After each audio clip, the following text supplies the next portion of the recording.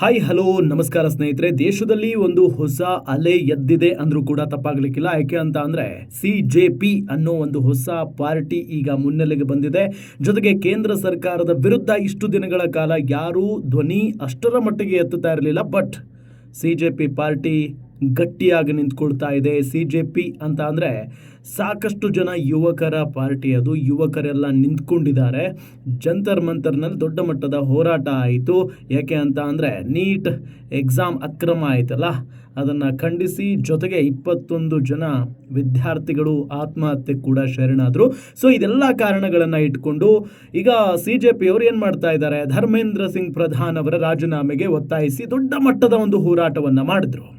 So ಈ ಎಲ್ಲ okay, so ಹೋರಾಟ ಒಂದು ಲೆವೆಲ್ಗೆ ನಡೀತು. ಆದರೆ ನಿನ್ನೆ ಮಾತ್ರ ಅದು ಹಳಿ ತಪ್ಪಿತು ಅಂದರೂ ಕೂಡ ತಪ್ಪಾಗಲಿಕ್ಕಿಲ್ಲ. ಯಾಕೆ ಅಂತ ಅಂದರೆ CJP ಕಾರ್ಯಕರ್ತರ ಮೇಲೆ, ಅಲ್ಲಿ ಸೇರಿದ್ದಂಥ ಯುವ ಸಮೂಹದ ಮೇಲೆ ಅಲ್ಲಿದ್ದಂಥ ಭದ್ರತಾ ಪಡೆ ಹಲ್ಲೆ ಮಾಡ್ತು, ರಕ್ತನೇ ಚಿಮ್ಮಿ ಹೋಗ್ಬಿಡ್ತು. ಇದಕ್ಕೆ ದೇಶಾದ್ಯಂತ ಆಕ್ರೋಶ ವ್ಯಕ್ತವಾಗ್ತಾ ಇದೆ ಮತ್ತು ಆ ಯಂಗ್ಸ್ಟರ್ಸ್ ಜೊತೆಗೆ ನಾವೆಲ್ಲರೂ ಕೂಡ ನಿಲ್ತೀವಿ ಅನ್ನೋ ನಿಟ್ಟಿನಲ್ಲಿ ಹೇಳ್ತಾ ಇದ್ದಾರೆ ಜನ. ಸೊ ಒಂದು ಹಂತಕ್ಕೆ BJP ಕೇಂದ್ರ ಸರ್ಕಾರಕ್ಕೆ ಬಿಸಿ ಮುಟ್ಟಿಸ್ತಾ ಇದ್ದಾರೆ CJP ಅವರು. ಸೊ ಬೆಸ್ಟ್ ಒಂದು ರೀತಿಯಲ್ಲಿ ತುಂಬ ಚೆನ್ನಾಗಿ ಹೋಗ್ತಾ ಇದೆ ಆ ಒಂದು ಹೋರಾಟ.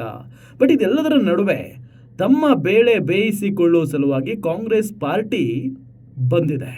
ಇಷ್ಟು ದಿನಗಳ ಕಾಲ ಇವರು ಎಲ್ಲಿದ್ರೋ ಏನೋ ಗೊತ್ತಿಲ್ಲ. ಇಷ್ಟು ದಿನಗಳ ಕಾಲ ಹೋರಾಟಕ್ಕೆ ಬರ್ತಾ ಇರಲಿಲ್ಲ ಇವರು. ಈಗ CJP ಪಾರ್ಟಿಯ ಸದಸ್ಯರ ಮೇಲೆ ಹಲ್ಲೆ ಆಗಿದೆ ಅನ್ನೋ ಕಾರಣವನ್ನು ಮುಂದಿಟ್ಕೊಂಡು ಕಾಂಗ್ರೆಸ್ ತನ್ನ ಬೇಳೆ ಬೇಯಿಸಿಕೊಳ್ಳುವ ಸಲುವಾಗಿ ಇವತ್ತು ಪ್ರಧಾನಿ ನರೇಂದ್ರ ಮೋದಿ ಅವರ ನಿವಾಸದ ಎದುರು ದೊಡ್ಡ ಮಟ್ಟದ ಹೋರಾಟವನ್ನು ಮಾಡಿದರು. ಬಾ ನೋಡಬೇಕು, ರಾಹುಲ್ ಗಾಂಧಿ ಅವರು ಬಿದ್ದು ಹೊರಳಾಡ್ತಾ ಇದ್ರು. ಸೊ ಆ ನಿಟ್ಟಿನಲ್ಲಿ ಈಗ ಎಲ್ಲರನ್ನೂ ಕೂಡ ಅಲ್ಲಿನ ಪೊಲೀಸರು ಅವರು ವಶಕ್ಕೆ ಪಡೆದುಕೊಂಡಿದ್ದಾರೆ.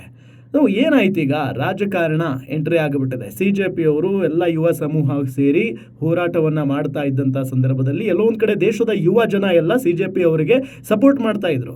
ಆದರೆ ಈಗ ಕಾಂಗ್ರೆಸ್ ಪಾರ್ಟಿ ಎಂಟ್ರಿ ಆಗಿರೋದ್ರಿಂದ ಏನಾಗುತ್ತೆ, ಸೊ ಪಾರ್ಟಿ ಆಗಿರೋದ್ರಿಂದ ಸಾಕಷ್ಟು ಜನ ಆ ಒಂದು ಸಪೋರ್ಟ್ ಏನು ಮಾಡ್ತಾ ಇದ್ರು CJPಗೆ ಎಲ್ಲರೂ ಕೂಡ ಹಿಂದೆ ಹೋಗುವಂಥ ಸಾಧ್ಯತೆ ಇರುತ್ತೆ.